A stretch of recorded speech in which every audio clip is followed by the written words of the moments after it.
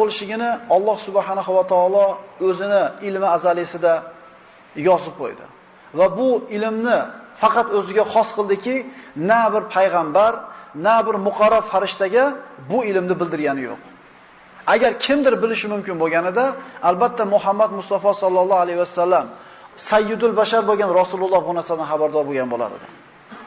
Qiyomatni qachon bo'lishigini hech kim bilmaydi.